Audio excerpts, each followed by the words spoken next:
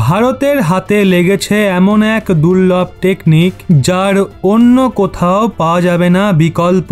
ভারতের এই দুর্লভ টেকনিক বিশ্বতে আনবে নতুন ক্রান্তি। এখন পুকুর থেকে উৎপাদন করা হবে বিদ্যুৎ। কোটি কোটি মানুষকে ভারত দিতে চলেছে বড় উপহার। ভারতের এই টেকনিককে দেখে জাপান তো পুরোই হতবাক। এখন তো আরব দেশের বাজতে চলেছে ব্যান্ড।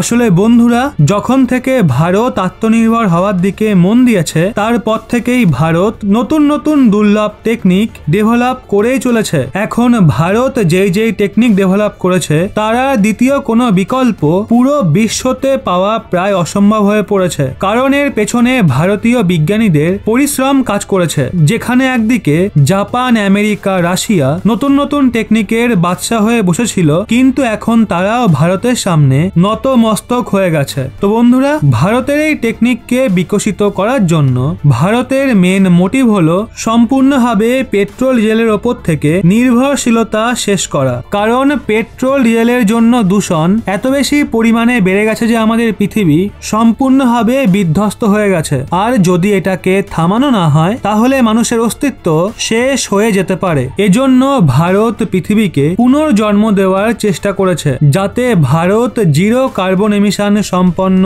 কান্ট্রি হয়ে উঠতে পারে। এছাড়াও মোদী সরকারেরও এটাই স্বপ্ন।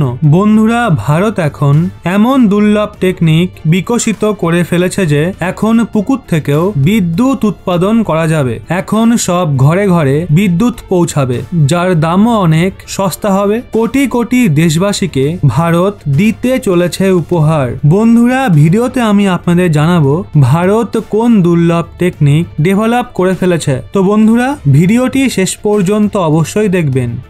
বন্ধুরা, আজ গোটা দুনিয়া গ্রিন ইলেকট্রিসিটি তৈরি করার নতুন বিকল্প বের করে ফেলেছে, যার আর অন্য কোথাও পাওয়া যাবে না দ্বিতীয় কোনো অপশন। এজন্য পুরো বিশ্ব তো অবাক হয়ে গেছে। আর আরব দেশের তো পায়ের তলার মাটি সরে গেছে, কারণ তাদের তেলের বিজনেস ধ্বংস হতে চলেছে। বন্ধুরা, ভারত শুধু গ্রিন ইলেকট্রিসিটি নয়, বরং গ্রিন হাইড্রোজেনও উৎপাদন করছে। রিনিউয়েবল এনার্জি অর্থাৎ গ্রিন এনার্জির ক্ষেত্রতে ভারত লম্বা জাম্প দিয়েছে। পরবর্তীকালে এরই রাজত্ব চলতে দেখা যাবে। একে ফিউচার অফ ফুয়েলও বলা হচ্ছে। এটা সোনার উপর চেয়েও অনেক দামি। এছাড়া ডিজেল, পেট্রোল, কয়লা তো শেষ হয়ে যেতে পারে, কিন্তু এটা কখনোই শেষ হবে না। আর বন্ধুরা, যেমনটা আমরা সবাই জানি, যখন থেকে মোদী সরকার এসছে তারপর থেকে ভারতে সম্পূর্ণভাবে পরিবর্তন আসা শুরু হয়েছে। এখন ভারত এতটা শক্তিশালী হয়ে গেছে যে সুপার পাওয়ার বলা হয়ে থাকা আমেরিকাও আশ্চর্য হয়ে গেছে। ফিউচারিস্টিক চিন্তা ভাবনা রাখা ব্যক্তি এলন মাস্কও আশ্চর্য হয়ে গেছে।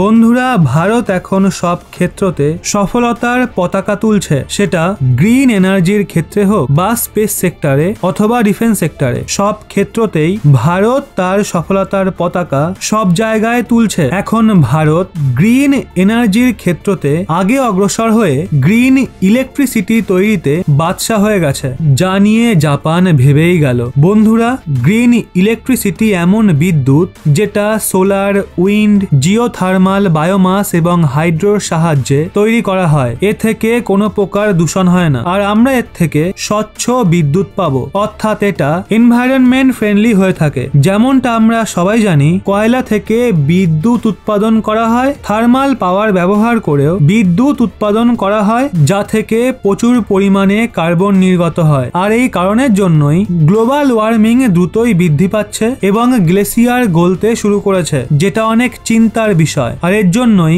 গ্রিন ইলেকট্রিসিটি তৈরি করা হচ্ছে। বন্ধুরা, ভারত গ্রিন ইলেকট্রিসিটি বিকশিত করার জন্য যে টেকনিক ব্যবহার করছে তার নাম হলো পাম্প স্টোরেজ হাইড্রো পাওয়ার। বন্ধুরা, আমরা পরবর্তীতে জানবো পাম্প স্টোরেজ আসলে কি। তার আগে জেনে নেব বড় খবর। আপনি শুনলে তো আপনার বুকও গর্বে চওড়া হয়ে যাবে। বন্ধুরা, আমি যদি আপনাদের বলি ভারতে ইলেকট্রিসিটিকে জলের মধ্যে অর্থাৎ অর্থাৎ পুকুর, ঝিল বা লেকের মধ্যে স্টোর করা হবে। তো আপনাদের মধ্যে অনেক লোকই এটা বিশ্বাস করবেন না, উল্টে আবার প্রশ্ন করবেন ইলেকট্রিসিটিকে তো ব্যাটারি বা ক্যাপাসিটরে স্টোর করা যায়, জলের মধ্যে নয়। কিন্তু আপনাদের বলে রাখি, ভারত এই প্রজেক্ট চালু করে দিয়েছে প্রায় $6 বিলিয়ন বিনিয়োগ করে। ভারতের এই প্রজেক্ট রিনিউয়েবল এনার্জি সেক্টরে নতুন ক্রান্তি নিয়ে আসবে। বড় খবর হলো ভারতের হায়দ্রাবাদ বেসড কোম্পানি গ্রিনকো এখন অন্ধ্রপ্রদেশের কুর্নুলের মধ্যে দুনিয়ার সবচেয়ে বড় পাম্প স্টোরেজকে ইনস্টল করেছে। অলরেডি এই প্রজেক্টে কাজ শুরু হয়ে গেছে। প্রায় 1680 মেগাওয়াট ক্যাপাসিটির সাথে এই প্রজেক্টকে এই বছরই চালু করে দেওয়া হবে। যদি আপনাদের সহজ ভাষায় বলি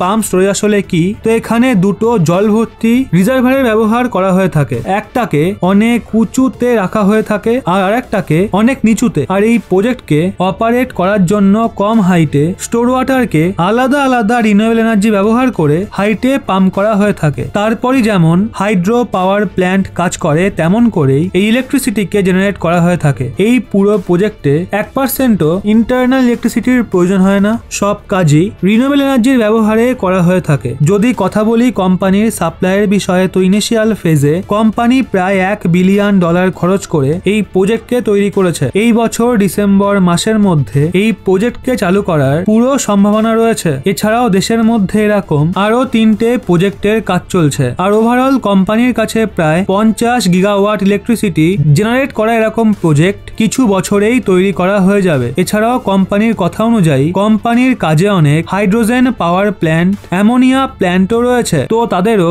গ্রিন এনার্জির সাপ্লাই এই পাওয়ার প্ল্যান্ট থেকে করা হবে। এই প্ল্যান্টের আশেপাশে যত প্ল্যান্ট রয়েছে প্রায় 1/3 ইলেকট্রিসিটি এই প্ল্যান্ট থেকেই হতে চলেছে। কিন্তু কোম্পানির বিশেষ কথা হলো, কোম্পানি কিছু মাস আগেই জার্মান কোম্পানি ইউনিপারের সাথে একটা পার্টনারশিপ সাইন করেছিল। আর সেই কোম্পানিকেই প্রায় 2.5 লক্ষ টন অ্যামোনিয়া 1 ইয়ারে সাপ্লাই করতে চলেছে। এটা অনেক $1 বিলিয়ন প্রজেক্ট। আর বড় কথা হলো ভারতের মধ্যে এটা শুরু হয়ে গেছে। আর এটা শুধু ভারতেই নয়, বরং গোটা বিশ্বের মধ্যে বড় প্রজেক্ট হতে চলেছে, যেখানে কোম্পানির এই প্রজেক্টকে জলের ওপরে পৌঁছানোর জন্য প্রায় 1000 মেগাওয়াটের সোলার প্যানেলকে ইনস্টল করা হয়েছে এবং 550 মেগাওয়াটের উইন্ড পাওয়ারের ব্যবহার করা হয়েছে। এজন্য আমরা বলছি এই project completely renewable energy based. প্রায় দুপুরের সময় অর্থাৎ 6 ঘন্টা এই লম্বা সময় ইলেকট্রিসিটির ব্যবহার করে জলকে স্টোর করে নেওয়া হবে। তারপর হাইড্রো পাওয়ার প্ল্যান্টের ব্যবহার করে ইলেকট্রিসিটি জমা করে নেওয়া হবে। প্রায় 4.5 টাকা কিলোওয়াট হিসাবে